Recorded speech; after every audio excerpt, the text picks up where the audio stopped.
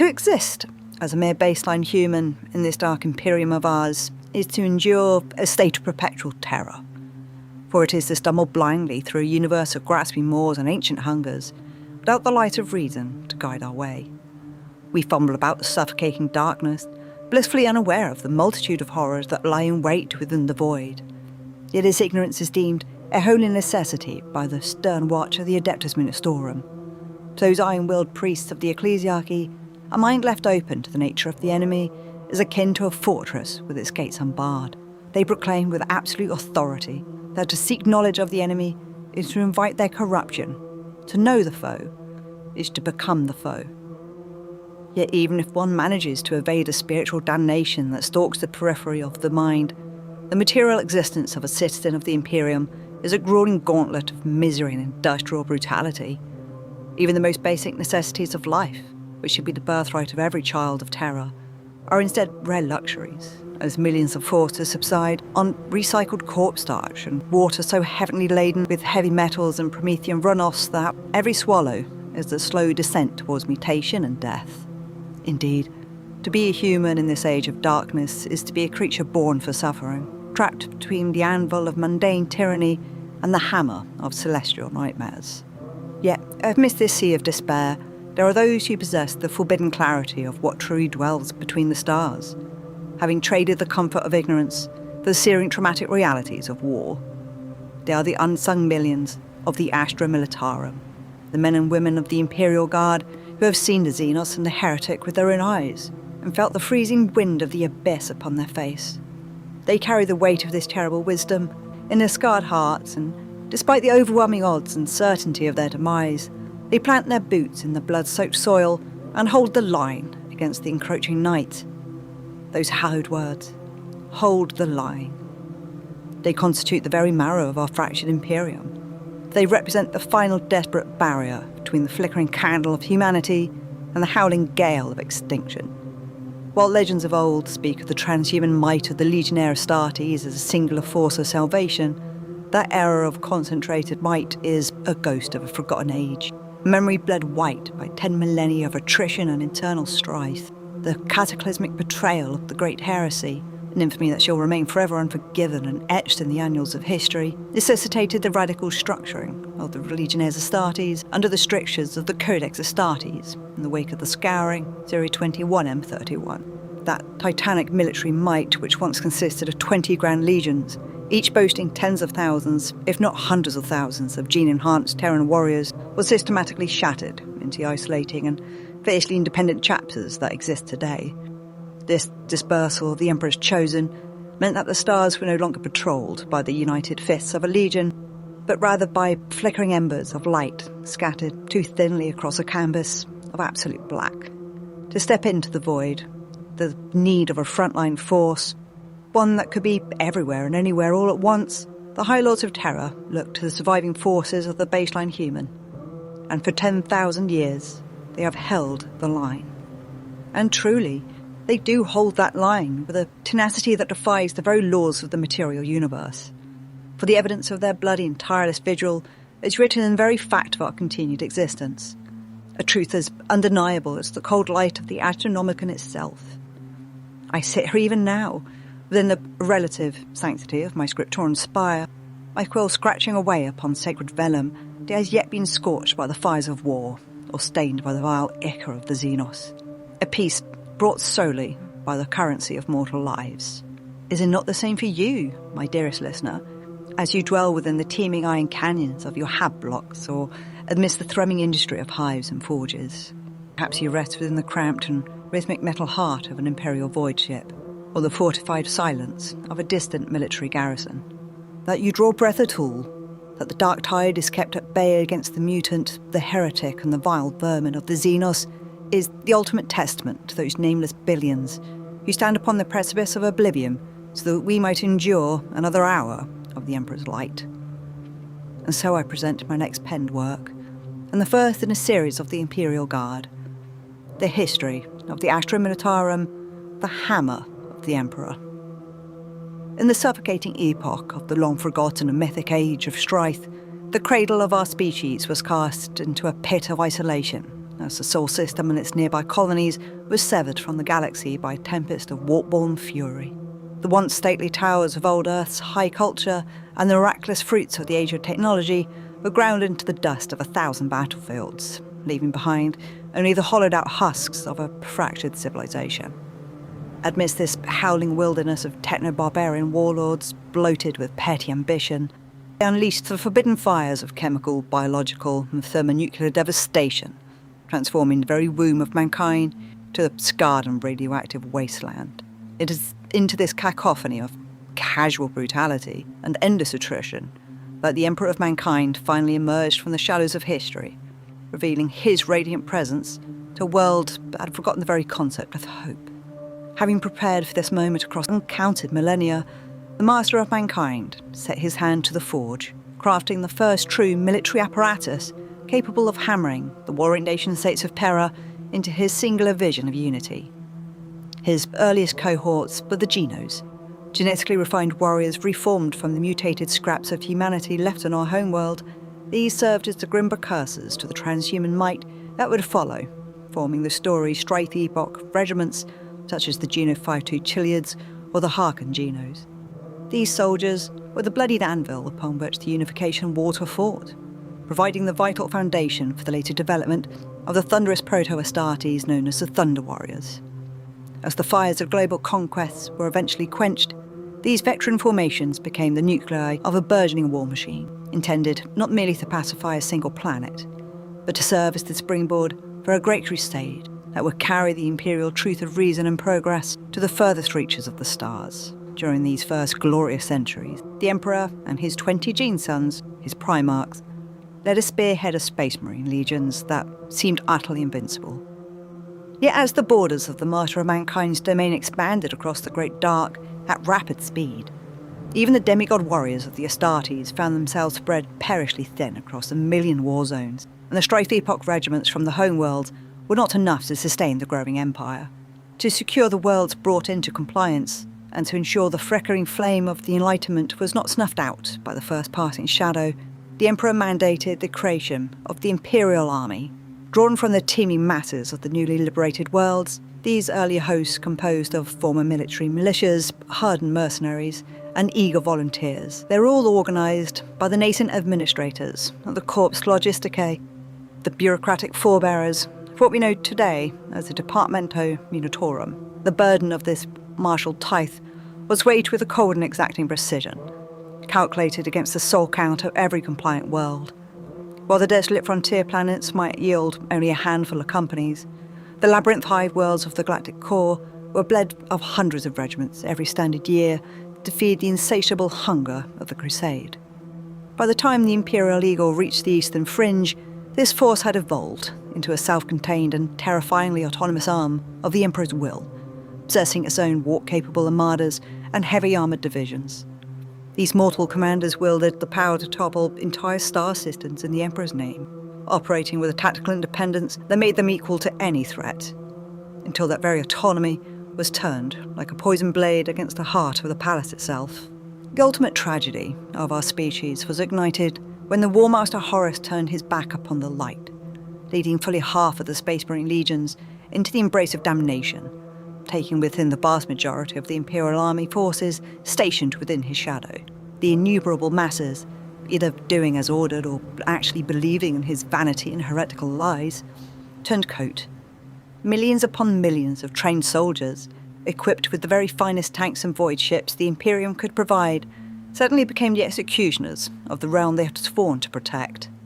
The catastrophic betrayal of the War Master Horus ignited a galaxy-spanning conflict of such unparalleled ferocity that the very foundations of the Emperor's vision buckled and broke under the weight of the slaughter, as former comrades in arms who had once illuminated the void now tore at one another's throats amidst the pulverised and glassed ruins of 1 million martyred worlds.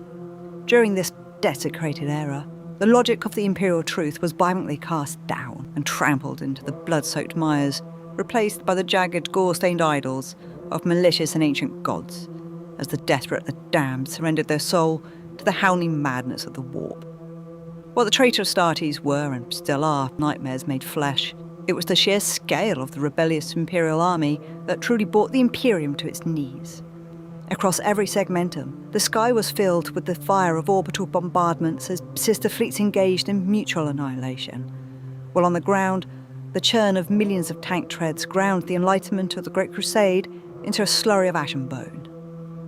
This era of unfathomable slaughter served as the final bitter lesson for the survivors of the Loyalist cause. Never again could the mortal host be trusted with the keys to its own transportation or the autonomy of a unified command. From the ashes of this treachery and the blood of those who remained faithful, the modern Astra Militarum was eventually forged. A weapon designed to be broken into 1 trillion pieces, so that it might never again be turned against the throne with a single killing blow. In the smouldering wake, the Imperial Regent and the Primarch Roboute Guilliman undertook a radical reformation of the Imperial's martial soul during the time of rebirth. With a cold legislative fury, he decreed that the Imperial army should cease to exist as a singular entity, forever severing the unmedical link between the void-faring Armada Imperialis and the terrestrial host it once ferried to war. Henceforth, the Navis Imperialis would master the cold depths of space as a distinct body, with its own inscrutable hierarchies and structure, while the newly christened Astra Militarum would be confined to the dust and mud of planetary surfaces, ensuring that no single commander could ever again wield the combined might of fleet and field to threaten the Golden Throne. To enforce this new age of compartmentalised loyalty, the Officio Prefectus introduced the Commissariat, training iron-willed men and women as incorruptible watchdogs, whose primary purpose was to serve as the grim arbiters of the imperial authority and the swift executioners of any soul tainted by cowardice or sedition. Shorn of their former autonomy and watched with a suspicious, unblinking eye, the regiments of the Guard became a codependent machinery of war, where tactical flexibility was willingly sacrificed upon the altar of internal security. By brutally fragmenting the structure of command and isolating the various arms of the military, the High Lords ensured that while localized rebellions might remain an inevitability of a decaying empire, such fires would be starved of the oxygen required to become a rampant inferno that could consume a sector. All of this was organised, I use the word loosely, by the Departmento Munitorum. As mentioned in previous records, bureaucracy is the bedrock of our Imperium, and even in war, the quill of a scribe is unavoidable. While the glory of the battlefield belongs to the soldier, the cold reality of the Imperial war effort is anchored in the gargantuan, soul-crushing machinery of the Departmento Munitorum. This military arm of the Adeptus Administratum deserves and will have its own record in due time, but can be summarised as a galaxy-spanning logistical monster, a relentless bureaucracy where individual human lives are nothing more than lines on a ledger, reduced to mere cogs within a mechanism so vast it defies mortal comprehension. It is this mammoth organisation that bears the impossible burden of distributing the Astra Militarum's every resource, from monitoring the imperial tithe and mass levying to the void transportations of armies and their support. Coordinated in a strained relationship with the Imperial Navy, the Munitorum is the lifeblood of the Imperium.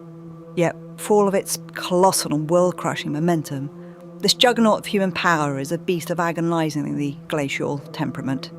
Its rusted, star-spanning cogs are burdened by the suffocating weight of 10,000 years of bureaucratic traditions and the sheer mind-numbing scale of an Imperium that defies even the most dedicated attempts at governance. While the inner circles of the segmentum may turn with a frantic, desperate urgency to meet the encroaching night, the outer rim of the Emperor's domain is left to struggle in a state of perpetual lagging attrition, forever attempting to synchronise its local defence with a central authority that remains as distant and cold as the flickering stars themselves.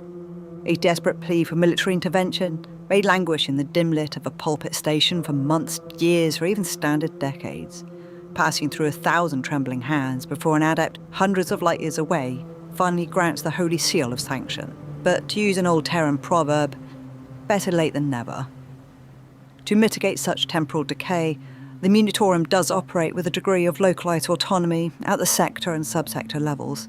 This fragmentation is the only safeguard against the vagaries of the warp and the dream talks of astropaths, thus allowing smaller administrative echelons to coalesce army groups from neighbouring systems to meet emergent horrors with a speed that a central bureaucracy cannot hope to match.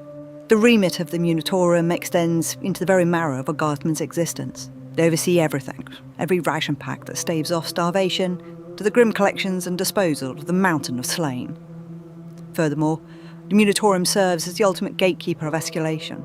No commander, regardless of rank, may officially demand reinforcements without a requisition slip stamped and triplicate by an unfeeling Munitorum official.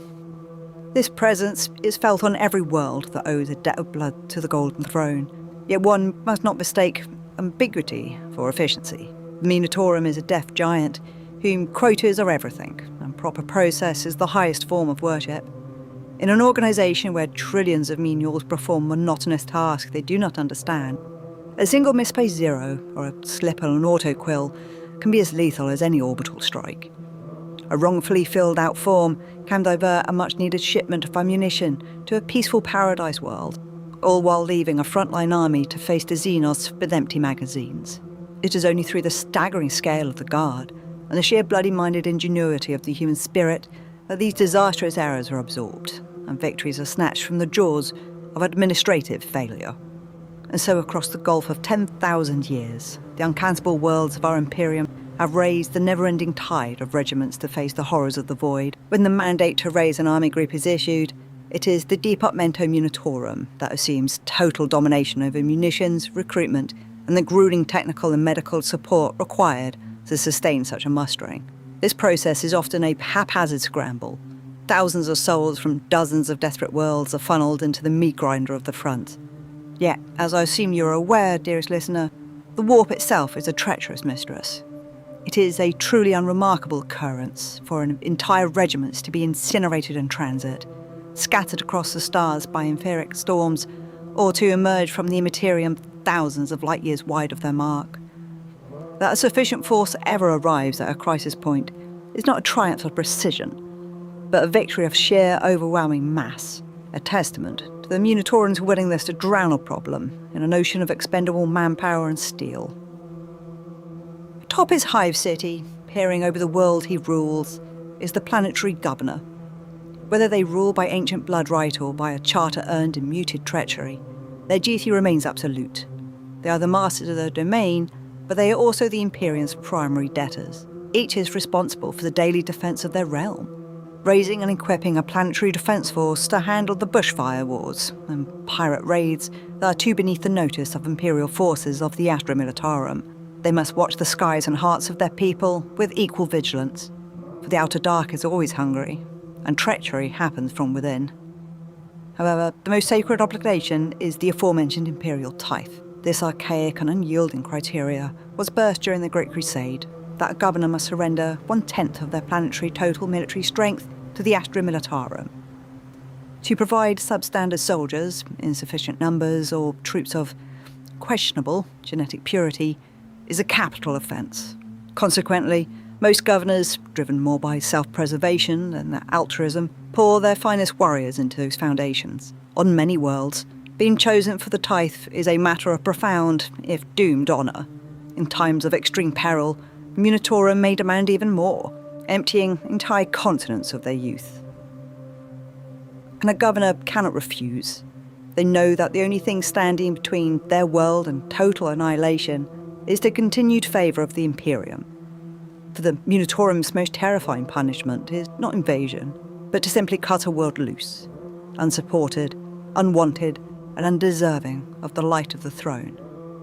When mankind first spread out amongst the stars during the dark age of technology, human voyaged to the furthest corners of the galaxy. Worlds were settled with diverse and unusual environmental conditions that were to shape and change the people that now called them home. After the Age of Strife, as the Imperium regained contact with the scattered seeds of humanity, they discovered human populations who had devolved into entirely separate subspecies. Some of these were freakishly altered or irredeemably hostile and deserved only annihilation. A few, however, were accepted into the Imperial fold, albeit with hesitation and distaste. These races are known now as abhumans, and their thinly spread populations contribute regiments to the Imperial Guard like any other world. For to be counted, however reluctantly as human, is to fight in his name. And so the Militarum Auxilia was formed. It is a specialised division of the Astra Militarum that contains most of the abhuman units of the Imperial Guard. They are indoctrinated into the Imperial Creed and they are unfortunately taught self-loathing and watched closely by the commissars for any signs of excess deviancy. But their small numbers and specialised abilities mean that the regiments are almost always split for distribution to more conventional Astra Militarum formations. Here they evoke revulsion from the majority of the baseline humans, for whom the degenerate inhumanity of their forms is only one step away from the heresy of mutation. Personally, I find this loathing distasteful. As mentioned in my previous chronicle on the matter, the abhuman has time and time again proved their worth in his name. For the individual worlds of origins of these regiments, abhuman or baseline, they often remain blissfully ignorant of the fates of those tithes sons and daughters, yet they continue to celebrate noble victories that stretch back into the myths of the earliest Imperium. Within the most stagnant and dust-choked vaults of the Departmento Munitorum, fading tapestries and crumbling frescoes hint at the Astra Militarum's brutal genesis during the Great Scouring, where the Tactical Imperium officially stripped the transhuman legionnaires Astartes of their dominion over the mortal auxiliaries. Though a terrifying portion of the old Imperial army turned its blade against the master of mankind, their histories proclaim with a desperate pride that countless millions remain steadfast, and even in the grim reality of the Era Indomitus, there are regiments that claim unbroken lineage from these ancient loyalist formations. As the centuries bled into millennia, the spiritual fabric of these armies were further reinforced by the ever-growing influence of faith. The imperial truth having burnt completely in the fires of heresy, and the entombment of he who now sits upon the golden throne. These zealots of the Adeptus Munitorum walked amongst the clashing cultures of diverse regiments to forge a singular fanatical unity under that of the imperial creed. Simultaneously, the red-robed tech priests of the cult Mechanicus reaffirmed their ancient pacts with the throne world by embedding legend seers directly within the sprawling regiments of the Guard. These disciples of the Omnissiah toil amidst the oil smoke and the thunder of the front lines, performing the sacred rites of maintenance and the binary listenings required to soothe the temperamental machine spirits of every battle engine of destruction, from the massive grounding hearts of the Lehman Russ tank to the humble mass-produced lasguns that remain the primary instrument used to grind the Heretic and the Xenos into the unforgiving dirt across a billion worlds. The various multitudes of heavy armour and assault vehicles at the Astra Militarum's disposal shall in due time have its own record, for they themselves are as iconic as any regiment, and to summarise the difference between a Bane Blade and a Bane Wolf, or even the reason why a tank of the Imperial Guard is named after an Astartes Primarch, will take up far too much time on an already elongated chronicle.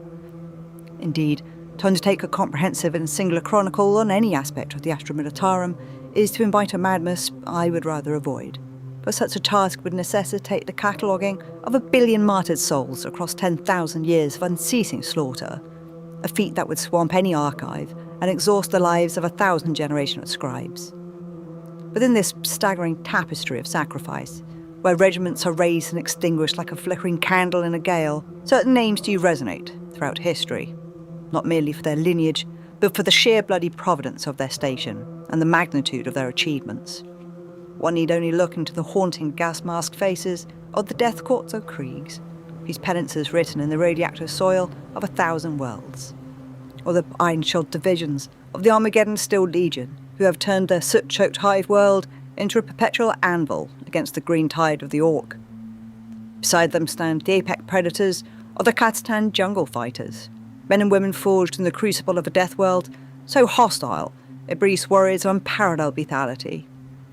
And, most hallowed of all, the disposed orphans of the Cadian Shock Troops, who have elevated the holy mandate of Hold the Line into a transgenerational creed that survives even the literal shattering of their homeworld. The theoretical apex of imperial strategy for any regiment is anchored within the gilded halls of the High Lords of Terra on our birthworld itself, where grand edicts are filtered through the Lord Commander Militant and dispersed through the various segmentum hubs. By necessity, however, the true burden of leadership falls upon the highest-ranking officer present within a theatre of conflict. While the Departmento Munitorum may formally designate such an individual as a general, the diverse cultures of such a vast imperium as ours often preserve some more ancient and regional honorifics, such as Lord Marshal, the High Citizen, or the Lord Hetman. These commanders are the director of their designated theatre, supported by a localised high command comprised of seasoned tacticians, logic engineers, and strategic aides. There are even such dire times but the standard hierarchy of the Militarum is insufficient to stem the tide of ruin. In such times, a singular, transcendent leader is elevated to the rank of War Master, a term that many of you dearest listeners may find disturbing, given the original owner of such a title. It is due to this that the title is often substituted with the more palatable Lord Solar to avoid the stigma of ancient heresy. This title can only be bestowed with the unanimous consent of the High Lords. With such backing, an individual wields an authority that is a terrifying shadow of the Emperor's own, commanding the resources of entire sectors. These titans of war are such a rare phenomenon that entire centuries may drift into the archives of the Administratum without a single such appointment being ratified. By the ever-cautious decree of the High Lords, there can only ever exist one Lord Solar, to use the more favoured term. This concentration of power is a structural imperative designed to protect against the frailty and pride of mankind. As any scholar of history can tell you, dividing star-spanning authorities only fractures loyalties and invites the prideful reach of ambition. To avoid the darkness of past tragedies, we must ensure that power remains unified, lest the seeds of civil war take root once more. From the Lord Commanders of Terra to the lowliest of conscripts within the Astra Militarum, all holds a status superior to the soldiers of the Planetary Defence Force. To the veteran guardsmen, those who serve only the home world are often viewed with a measure of disdain, perceived as untravelled and untested in the true wars of the stars. This prejudice, while common, is a dangerous fallacy. Those of the Planetary Defence Force are the unsung sentinels of the Emperor's domain, perpetually locked in a desperate struggle against the Xenos incursions, heretical cults, and the relentless raids of the Void. While they lack the heraldry honours of a star-spanning crusade, they fight and die with the grit that equals any of their off-world cousins. They are the first line of defence, standing firm against the horrors of the dark, so that the hammer of the Emperor has a world left to save when it finally arrives in system. In these final, desperate centuries, the Astra Militarum and Planetary Defence Force alike have been the primary bulwark against the escalating tide of carnage, facing off against the pitiful expansion of the Tau to the extragalactic threat of the ever-hungry Tyranids. Even the unrelenting Black Crusades of Abaddon the Spoiler, the line has held against the enduring horrors that would shatter a lesser species. Yet for all their sacrifice and the billions of lives spent in the Emperor's name, none among the wise could have foreseen the ultimate tragedy. The fall of lost Cadia and the subsequent tearing of the galaxy asunder by the Great Rift, an event that has left the Astra Militarum fighting a desperate, fragmented war for survival in a universe that has truly gone mad. In the apocalyptic wake of the 13th Black Crusade, the destruction of the Gate and the birth of the Cicatrix Maledictum, humanity is once again on the precipice of extinction. Yet the Imperium's response to this encroaching madness was not the desperate final lashings out of a dying beast. It was the thunderous roar of a titan roused to the warpath. Humanity has risen from its decaying state of stagnation like a veteran of war remembering their strength.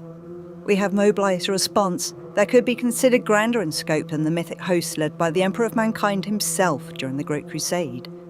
An answer to the galaxy that has once again tried to usurp mankind's right to rule the stars. Even as our Imperium is cut in twain, our shadowed silent half known as the Imperium Nihilus and the embattled Imperium Sanctus, where the Astronomican light still flickers amidst the rising tide of mutation and Xenos aggression. We have endured. The cost, however, is staggering. For as the Great Rift tore the firmament asunder, millions of Cadian defenders alone were extinguished in an instant, and countless war fleets, newly raised regiments, and vital supply convoys were swallowed by the Empiric tidal waves or lost to the suffocating isolation of the Noctis Eterna as they travelled through the warp. During those dark weeks, months, even years of the everlasting night, the Astronomicon was blotted out, leaving navigators blind and atropathic pleas of salvation to echo unheeded in the void. While the predatory fleets of the archenemy and the opportunistic Xenos raiders descended upon the founding regiments of the Imperial battle groups, all the systems could do was fend for themselves. When the Immaterium finally calmed and the Emperor's light fitfully returned, it illuminated a ravaged realm where the Departmento Munitorum struggled under the deluge of screaming telepathic distress calls and the overtaxed cogitators to tally the unimaginable losses. Yet, even as the Lord Commanders vowed to stand firm against the ruin, the resurrected Primarch, Roboute Guilliman, the Avenging Sun returned, initiated his Indomitus Crusade, stripping already beleaguered Vol zones of their remaining strength to forge a spearhead to cut into the abyss. This monumental feat was something of such magnitude that it required the creation of a new parallel bureaucracy, the Officio Logistratum, to bypass the historic failures of the ancient imperial administration. From the secret mustering points of the Sol system, thousands of Astra Militarum regiments were converged with the transhuman Astartes, the fanatical Sisters of Battle, and the cold cybernetic legions of the Adeptus Mechanicus, all embarking upon a voyage through the churning warp to reclaim a stolen empire, using the same techniques as the Great Crusade. As these battle groups pushed back the shadows, they reaped a relentless harvest of fresh tithes from every system they liberated. Thus, the cycle of sacrifice remains the only constant in an empire defined by its stubborn declaration to hold the line. As the battle groups of the Indomitus Crusade carve a path of bloody reclamation through the stars, they do so upon the foundation of bone and grit provided by the common human, baseline or up-human, the humble, the terrified, and yet the indomitable. We see in this modern age a reflection of the Great Crusade's ancient glory, yet it is a mirror cracked by 10,000 years of heresy and hardened by necessity that knows no mercy. The Astra Militarum stands not as a singular fist, but as a billion stinging lashes, fighting out against the darkness, proving that with every drop of spilled blood, that while the transhuman sons of the Emperor may be his scalpel, it is the Imperial Guard that is the shield, the wall, and the very air the Imperium breathes. Though the Great Rift has torn our galaxy asunder, and the Noctis Eterna has left scars upon the collective soul of mankind that may never truly heal, the line remains unbowed.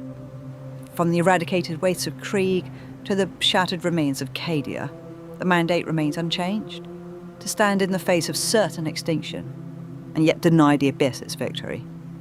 As I set down my quill, and the guttering candles of my scriptorum begin to fail, I am struck by the singular terrified beauty of our species. Than a universe of gods, monsters, and ancient hungers, it is the mortal man, armed with little more than faith in a lasgun, who ultimately decides the fate of the stars. We endure because they stand. We hope because they hold. And until the light of the Astronomicon is extinguished forever, the hammer of the Emperor will continue to fall with the weight of 1 trillion souls. Remember, knowledge is power. Guard it well. And so this record now be sealed in the Emperor's name. To appease the algorithmic machine spirit and ensure it recognises your service, register your credentials or preferred seal in the comments below. Your feedback and support is genuinely appreciated. I would like to extend my never-ending gratitude to my patron subscribers, a sentence I never would have thought I would ever get to say. To join those most noble master scholars, visit patreon.com/Historita Corbe More. Keep this transmission array running and Sacred Vellum fresh. Or you can join me on Twitter or TikTok @MoreCorvo. The links, as ever, are in the details below. But our work never ends. Your clearance has been extended to the next prioritised file, appearing on your boxcast now. Proceed onwards, dearest listener, for our vigil continues. I shall join you in the next one.